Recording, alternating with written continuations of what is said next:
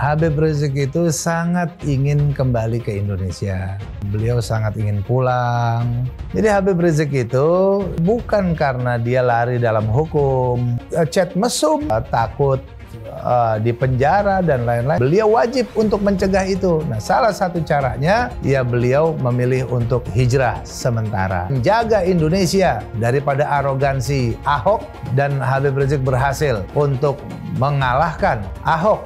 Siapa yang pergi, siapa yang mulangin? Nah, pergi sendiri, pulangin gimana sih? Emangnya kita yang ngusir kan enggak?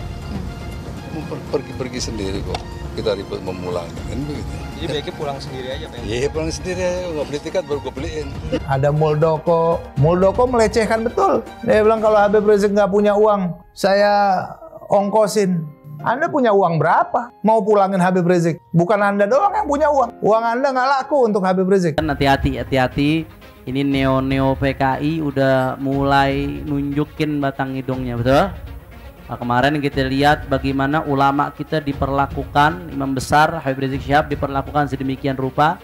Tapi kita sebagai murid beliau, pecinta beliau, demi Allah kita nggak terima, saudara. Kenapa demikian? Karena bagi kita ini bukan urusan pribadi. Ini urusan darah daging Rasulullah. Ini urusan ulama pejuang syariat Islam yang diperlakukan sedemikian rupa karena kegigihannya dalam perjuangan, saudara. Ya sama kayak pilkada lah, nggak ada Ahok kan nggak ada yang ribut kok jadi gubernur gitu. Tiba-tiba kamu datang dibikin saya ribut gitu kan? Apa ada lu kita jadi masalah gitu? Alasannya ngomong kasar, ngomong apa bukan? Masalah transparansi saja kamu nggak suka. Ngomong apa adanya kamu nggak suka. Kadrun mau demo, mau bikin gaduh lagi republik ini gitu loh. Kan tadi mereka udah bangun satu budaya yang datang ribut ini dianggap pengacau. Kan kita kan harmoni nih. Pertamina udah aman-aman, nyaman-nyaman kok masuk komun nih brengsek satu nih. Ahok mengganggu keharmonisan. Ahok itu sama saja membuat kekacauan, kekisruan. Kalau nggak ada Ahok kan nggak ada yang ribut. Jadi good corporate governance itu bukan cuma ngomong, meneriakkan akhlak gitu loh. Ini kita mau lakukan akhlak, kenyataannya kan nggak benar gitu. Mas, Ahok lagi dibully, Mas. Hah? Siapa yang bully? Ya itu biasa, umat nomor togel. Oh, maklumlah mereka sirik. Nasib Ahok moncer jadi bos Pertamina. Lah, nasib junjungan mereka apes, turun kena kasus pecat esek-esek. Ini bukan orang yang tidak dikenal, tapi ini pasti orang suruhan. Teman-teman bisa lihat jelas, masa orang gila bisa main gitar, kemudian bisa main komputer. Saya sependapat dengan Syekh Ali Jabir dan teman-teman lain, ini pasti suruhan. Tidak mungkin. Ya, apalagi saat ini kita mengkhawatirkan hadirnya antek-antek PKI di tengah-tengah kita. Ulama adalah pewaris Nabi. Saya hanyalah orang yang diberi petunjuk oleh Allah Subhanahu wa Ta'ala. Dari kekafiran, dari kegelapan hidup, Allah berikan hidayah Islam. Dan sejak saya masuk Islam, sampai hari ini tidak pernah berhenti menegakkan Islam. Terlalu banyak munafik di negara ini. Tidak mungkin cecunguk ini melakukan tindakan kalau tidak ada yang suruh. Mungkin sasarannya di bagian leher atau dada, saking padahal orangnya kurus, masih muda, mungkin antara 23-24 tahun. Mohon maaf, bukan orang biasa, orang terlatih, sangat kuat. Padahal dia kurus, kalau saya tahan dia pakai tangan, dia udah mungkin bisa bergerak. Tapi fisik yang begitu kecil, kurus, bisa memiliki kekuatan. Sedikit gangguan jiwa, saya tidak percaya karena saya merasa apa yang terjadi ini, mohon maaf, bukan masalah gangguan jiwa, tapi betul-betul anak itu terlatih. Kami atau pihak aparat terus akan menyelidiki bagaimana latar belakang dan apa jaringan yang ada di belakangnya. Cara masuk mereka gampang kalau saya lihat polanya. Pertama dikirimkan seorang anak ya yang good looking, penguasaan bahasa Arabnya bagus, habis begitu. Mulai masuk, ikut-ikut jadi imam. Lama-lama orang situ bersimpati, diangkat jadi ikut mengurus masjid. Kemudian mulai masuk temannya dan lain sebagainya. Mulai masuk ide-ide yang tadi kita takutkan. Sehingga memang kami, dan saya kira kami sepakat dengan Bapak Menteri Pan-RB juga, untuk mewaspadai sekali bahwa semua rumah-rumah ibadah di lingkungan institusi pemerintah, pengurusnya harus pegawai. Tidak boleh ada masyarakat di situ ikut jadi pengurus. Apa good looking itu? Anak-anak muda yang penampilannya keren-keren, Kiki Rosid tuh gini modelnya dah. Itu katanya pintu masuknya radikalisme. Good looking. Umat udah pegel, pengen kalau mau bisa meledak, umat udah meledak. Harga serba mahal, betul? Kerja agak becus, kacau, umat udah mau meledak. Jangan ada yang merasa paling benar sendiri dan yang lain dipersalahkan. Jangan ada yang merasa paling agamis sendiri. Ketika Indonesia merdeka, tiba-tiba pakai jubah serban dibilang kadal gurun, dibilang ke Arab-Araban. Wah, waktu merdeka Indonesia kok nggak dibilang ke Arab-Araban? Jamaah di masjid. Di masjid itu orang datang ke masjid orang suci. Masjidnya juga suci. Kemudian rumahnya juga nambah Allah. Masa sih corona mau masuk ke rumah Allah? Kalau ingin ya tidak terterjang oleh corona, dekatilah Allah. Corona itu adalah makhluk Allah. Kita juga makhluk Allah. Corona datang, musibah-musibah datang, tiada lain dan tiada bukan, saudara. Pasti kesalahan ini ada kaitannya. Apa kaitannya? Karena Habib Rizik tidak boleh kembali ke tanah air. Allah Ta'ala murka dan Allah kirimkan corona ke Indonesia, sudah. Dan hasilnya saya positif COVID. Dan hasilnya saya positif COVID. Dan hasilnya saya positif COVID. Pancasila Soekarno, ketuhanan ada di pantat. Anak Tuhan dari mana? Kalau Yesus anak Tuhan, bidangnya siapa? Besok di seluruh wilayah Indonesia kami katakan dalam. Padahal dia minoritas. Dia mulai. Kau pertama kafir, kedua goblok. Kitab Bible Kristen itu bohong. Saya bukan mengatakan Bible Kristen fiksi. Bible Kristen itu palsu. Karena di salib itu ada jin kafir. Karena di salib itu ada jin kafir. Karena di salib itu ada jin kafir. Haleluya. Kemudian na'udzubillah min dzalik. Anda pilih orang kafir, berarti Anda telah menyerahkan urusan umat Islam ke tangan orang kafir. Gus Dur itu buta mata juga buta hati. Jarang, saya belum pernah nengok Cina kerasukan setan. Pernah tak Ahok itu kerasukan setan? Enggak, setannya juga pernah. Karena sesama setan dilarang saling menggoda. Saya nggak pernah mundur untuk kebenaran, keadilan, kejujuran. Dan peri kemanusiaan, gue nggak pernah mundur. Dan gue nggak pernah takut juga sama lu. Siapapun yang rasis, gue akan hadapin. Gue bilang. Karena rasis itu dia berperi kemanusiaan. Kalau saya ditanya dulu kan, kamu nyesel nggak statement kamu di Pulau Seribu sehingga masih masuk penjara? Tidak pernah nyesel. Karena saya mengatakan kebenaran. Kalau itu ada ormas yang seperti itu ya kita gebuk. Gebuk kita tendang. Sudah jelas itu. Jangan ditanyakan lagi. Hai teman-teman, saya mau memperlihatkan transaksi saya hari ini lakukan trading di eToro. Ini bukti transaksi saya untung $4.500 US, itu sekitar 68 juta rupiah. Semua keuntungan bisa saya dapatkan dengan fasilitas copy trading di eToro. Kalau saya bisa, kalian juga bisa guys.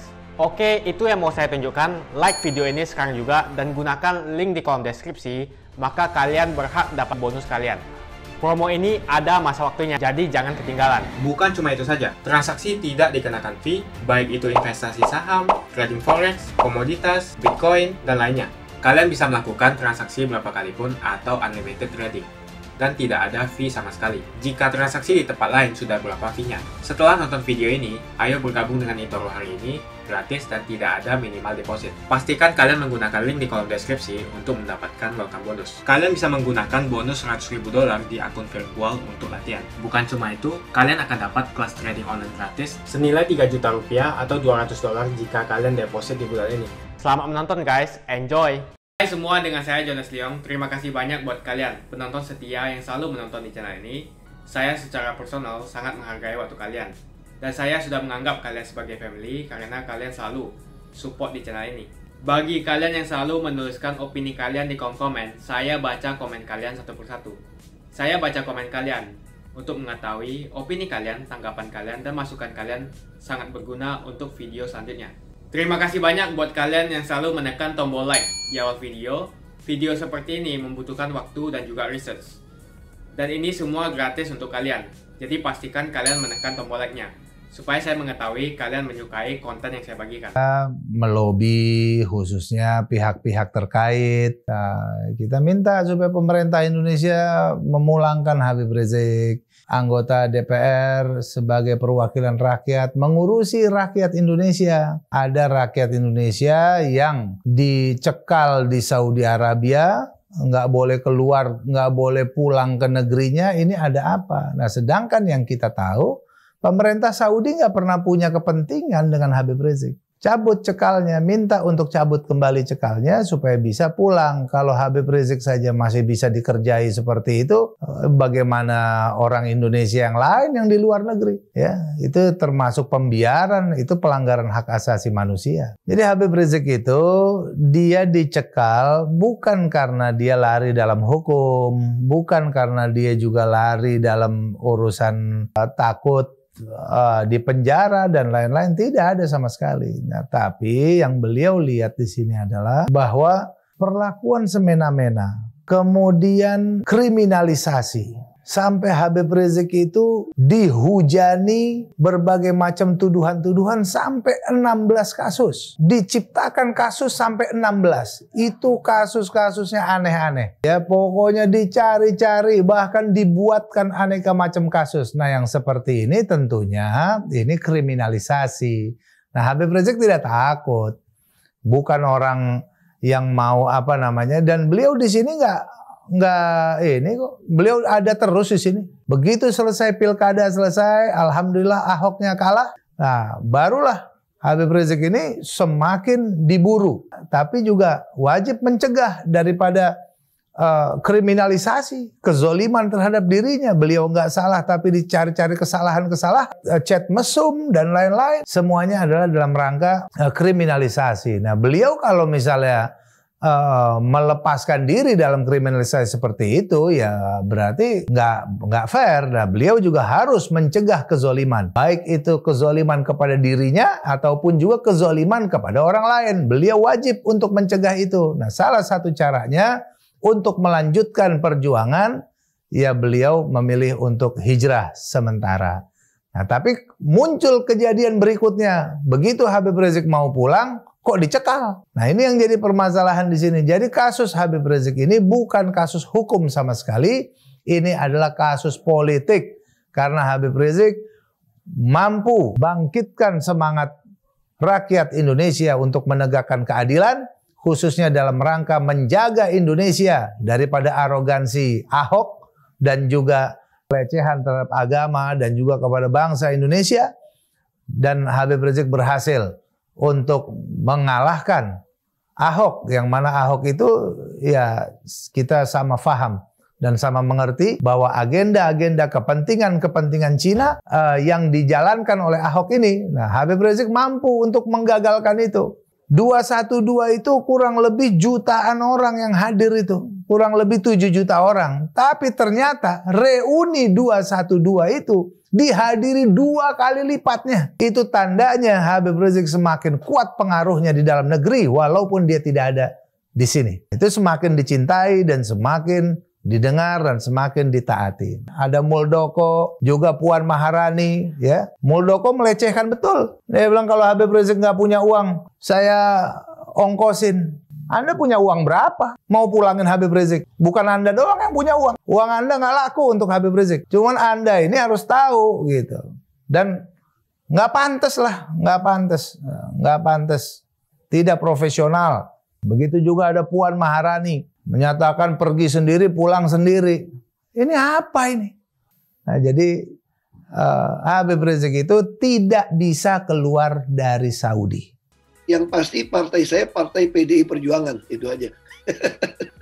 Hanya saya menyadari ladangnya belum siap.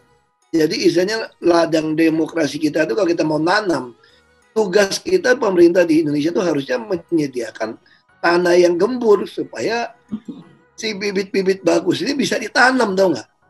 Nah, ini harus kita perjuangkan bersama nih.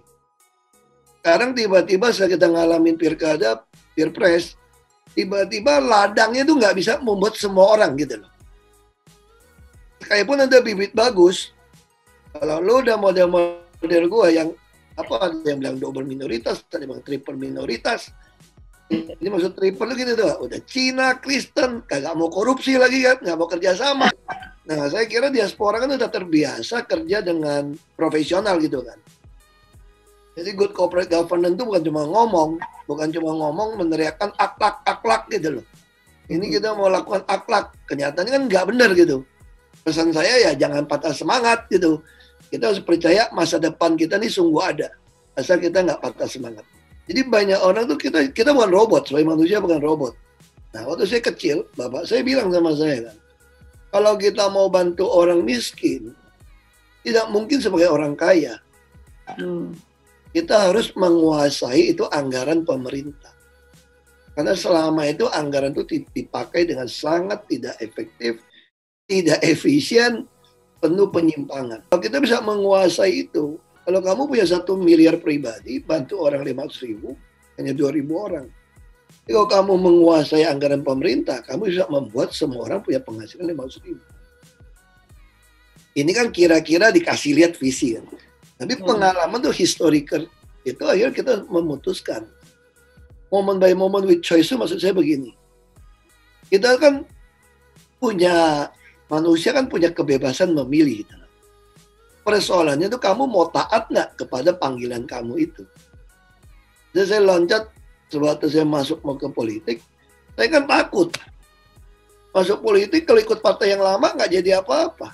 Ikut partai yang baru, terus kalau gagal, mati dong, saya digencet. Anda mau melangkah untuk orang banyak atau untuk kita? Itu kita putuskan untuk orang banyak, ya kita maju. Nah, itu saya bilang kita memilih, artinya kita masuk ke dalam track yang ditentukan. Nah, sama ketika misalnya masuk ke gubernur DKI dulu. Semua orang mengatakan nggak mungkin kamu jadi gubernur DKI, lu gila apa gitu. Kenapa nggak pulang ke Babel? Saya bilang, saya pulang ke Babel ngapain? Saya mendapatkan, ini saya katakan, ini panggilan gitu kan. Kalau mau jadi showcase untuk mempertontonkan sebuah kuasa transformasi di Indonesia, ya harus di ibu kota. Tapi pertanyaannya sederhana lagi, masuk akal nggak ini ke ibu kota gitu loh? Kenapa kamu nggak jadi dulu di Babel gitu kan? Nah ini balik lagi soal keyakinan. Saya nggak tahu ini eternal chosen atau historical chosen. Bagi kita bukan coincidence. Ini adalah sebuah submit dengan panggilan kita gitu. Kita trust and obey ya. Ini sesuatu yang berbeda. Nah itu perjalanan karir saya gitu. Dan saya dalam memutuskan sesuatu, saya nggak peduli orang mau ledekin saya, mau ketawain saya, mau caci maki saya nggak ada urusan. Kita merasa rugi kalau kita pilih yang itu, dan saya merasa takut. Nah kalau saya udah dapat 3 itu saya lolos, berarti bener, saya jalanin aja udah. Nah, kalau dibilang berhasil atau enggak, ya bagi orang lain mungkin saya gila, ya anggap kamu gila aja, nggak tahu diri gitu loh. Memutuskan sesuatu yang, kalau kita mau baca tulisan berapa filsuf, saya lupa namanya. Kalau kamu mau jadi orang yang great, yang besar, yang hebat, kamu mesti siap disalah mengerti orang lain, kira-kira gitu. Kalau kamu bisa dimengerti orang lain, mah kamu gak akan jadi sesuatu yang beda gitu loh. Baik, ada beberapa catatan penting yang ingin saya sampaikan dalam kesempatan ini sebagai penyambung lidah dari guru kita Syekh Ali Jabir. Menyayangkan ada statement yang berkembang bahwa pelaku adalah orang yang tidak waras atau orang gila. Mana mungkin saya orang yang awam saja bisa melihat, mana mungkin orang yang gila bisa memahami target secara tepat. Kemudian dia sempat membaca situasi keadaan. Kalau seandainya dia tidak waras dan atau katakanlah orang gila, pasti dia akan memilih target yang ada di depan matanya. Itu watak orang gila. Kenapa dia harus jauh-jauh mengejar Syekh Ali Jabir yang sedang berada di panggung, yang sedang bertausiah?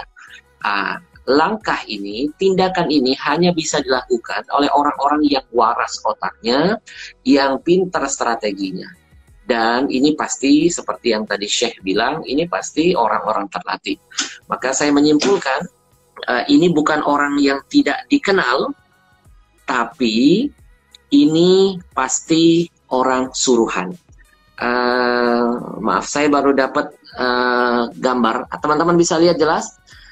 Masa orang gila bisa main gitar, kemudian bisa main komputer, bisa bawa motor, bisa selfie-selfie. Ada apa dengan negeri ini? Saya sependapat dengan Syekh Ali Jabir dan teman-teman lain, ini pasti suruhan. Tidak mungkin, ya, apalagi saat ini kita mengkhawatirkan hadirnya antek-antek PKI di tengah-tengah kita. PKI paling nggak suka dengan ulama, PKI nggak suka dengan agama, PKI nggak suka dengan majelis taklim, PKI nggak suka dengan pesantren, PKI nggak suka dengan guru-guru ngaji. Para jamaah, jangan sampai ini terulang untuk kedua kalinya. Siapapun penceramahnya yang istiqamah di jalan Allah, hadir di tempatmu, mengisi di masjidmu, di pengajianmu, tugas kita harus menjaga ulama kita. Kalau kita tidak bisa menjadi ulama, paling tidak kita menyiapkan tenaga, pemikiran untuk menjaga ulama kita. Karena kalau presiden hari ini meninggal, besok rebutan orang jadi presiden, penggantinya. Tapi kalau ulama ini hari wafat, 10 tahun, 20 tahun, apalagi seperti Syekh Ali Jabir yang cita-citanya begitu dahsyat, belum tentu 10 tahun, 20 tahun lagi, ada orang-orang ulama seperti beliau, dan yang lainnya.